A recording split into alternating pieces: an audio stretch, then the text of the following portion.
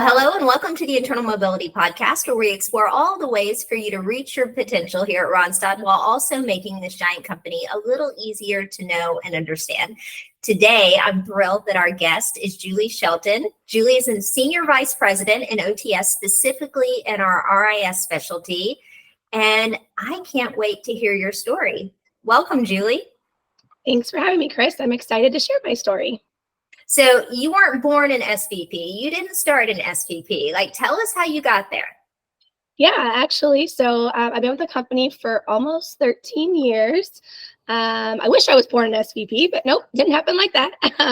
Actually, I started out in what was then called Mass Customized, right, which is our retail branches, as a core talent, actually. So I started out in that role, just recruiting and doing, the full desk sales. Went on to be a staffing consultant, assistant branch manager, and then branch manager within 2 years there in Mass Customize. And when Joel Smith, my current boss, took over RIS in that area, he offered me an area vice president job. So I took him up on that offer and started as an AVP in RIS 11 years ago now, almost. So it was almost 11 years ago.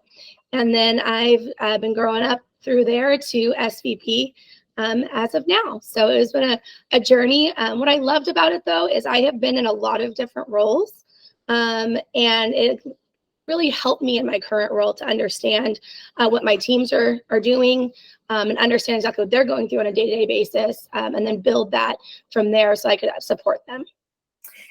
It's a consistent theme around here, trusted with little, trusted with much. You take great care of something and your span of influence continues to grow here at Randstad. It's awesome. Absolutely. Yep. That's definitely how it goes. So in RIS, my team is experiencing a flux of new roles to fill in current state, mostly because the wins keep coming. Tell me what's going on. Why are things blowing up right now? I would say a big portion of this is that we have looked at our strategy. In the years past, we did notice that we weren't quite closing in on some of those deals that we really had wanted to, some of the RFPs and some of the other deals. And we were getting down to, the top 1, 2, or 3, but we weren't really closing in the deal. And some of the feedback we had heard from customers was that maybe we weren't getting specific early enough, right? And so we started looking at things. Specifically, Joel had asked me to start a sales project group where we started to really look at the RFP process and how we collaborate with the national sales team and also the deck that we're utilizing, and making it less theoretical and more practical, right? Not just what we do, but how do we do it? Well, simultaneously, Laura Cole was working on her in-house solution design, and Kim Ryder was working on something very similar. And so we realized we were getting all these work streams going, and we realized they really were all one big project. So we all came together and worked on a large deck as well as an in-house solution design method that Laura Cole ran to really look at ways that we can identify the pain points and come with recommendations, very specific recommendations early, as opposed to waiting till later. And the other thing that we did is we made that deck more tactical, right? So it was a lot less theoretical and more tactical, and it really worked. So we have seen a lot of new wins. We've seen that we built more credibility with our customers, and it seemed to have come at the right time. So it's working out well. It's amazing. And speaking of new customers, you've got a really incredible new customer that you're about to implement. And don't need to hear the name, but I understand we're talking about hundreds of opportunities for people to connect to meaningful work, bringing critical products to the supply chain. I don't think there's anybody that doesn't understand how important the supply chain is in current state, what we've walked through over the last few years. And while we're doing meaningful work, Randstad's going to make north of $60 million, right? Yes, it's a very exciting opportunity. So we are really excited about it. So this is an opportunity where in my area in Southern California alone, we are looking at about in RIS a $25 million spend. In the New Jersey market for RIS, we're looking at about a $5 million spend. For the branches across the nation, 15 to 20 million. And then roughly, depending, probably around 5+ million also in Randstad Digital. So it is quite large. When we first got the opportunity, we didn't know it was quite that large. We knew it was big, but we were happy to find out how large it is. We have been awarded the sole provider in Southern California and for all of the branches across the nation.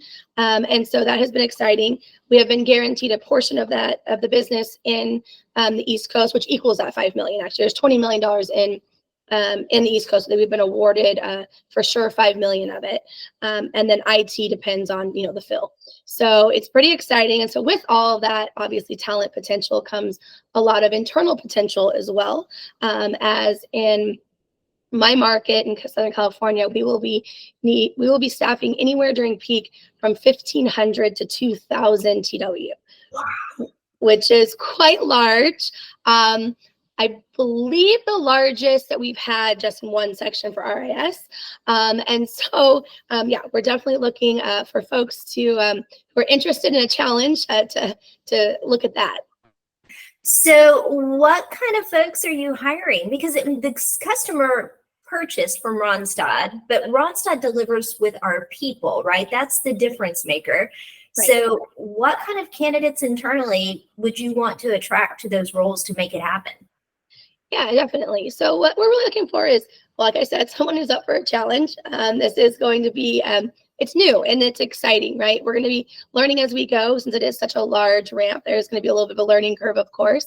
But we're looking for someone who is definitely technology savvy, right? A big part of our focus for this customer and how we won this business was by our Randstad app and Relevate schedule. So we will be utilizing both apps.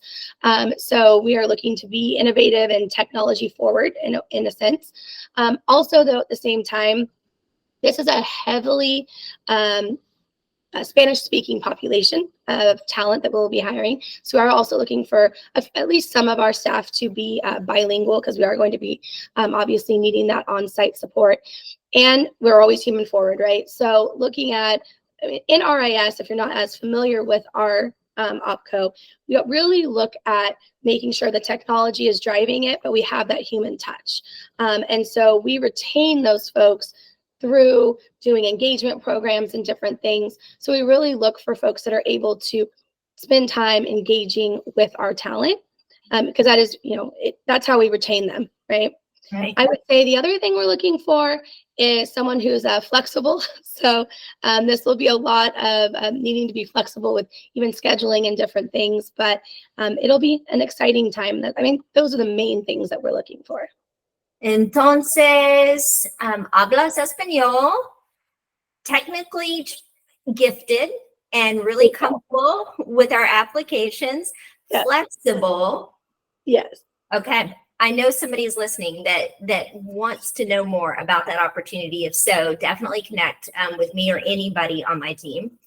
And I would also maybe add, just one other thing I would add is when you're sitting in RIS and you're on site, what's important too is to be able to talk to all levels of the organization. So you might be sitting there and you're going to be helping an hourly employee with something, and you might turn around, the CFO is walking the floor, right? And you have to be able to turn around and talk to that person as well. And so I would say that is also really important, is being able to communicate with all levels. Yeah, and I got to think an account this size is incredibly visible. Probably the kind of opportunity to be a hero and build a career at Randstad. Absolutely. Yes, there will definitely be a lot of visibility on this one for sure. Awesome. So before you go, Julie, do you have a favorite partner for talent story? Yes. I would say my favorite is we have a customer in Northern California who I actually started servicing when I was in Mass Customized, which was over 11 years ago, and then became one of my customers when I went into RIS. And we had staffed multiple people throughout the years, one of which we staffed over about 8 years ago, I believe it was. And he did great on his assignment. He got hired on. He then became a lead. and then a supervisor, and now is currently a manager and one of our key decision makers at our customer. And so, which is always really rewarding for me and my team, right? To see these talent that we, have kind of grown up with, so to speak, grow in their careers and then become one of our main, decision makers and point of contacts at one of our customers. And so I think that's kind of why we do what we do, right? At least for me. So it's always really rewarding to see those things. Yeah, I think that's a textbook partner for talent story. That's awesome. Beautiful. Thank you for sharing. And thanks too for being here. Awesome. Thanks for having me.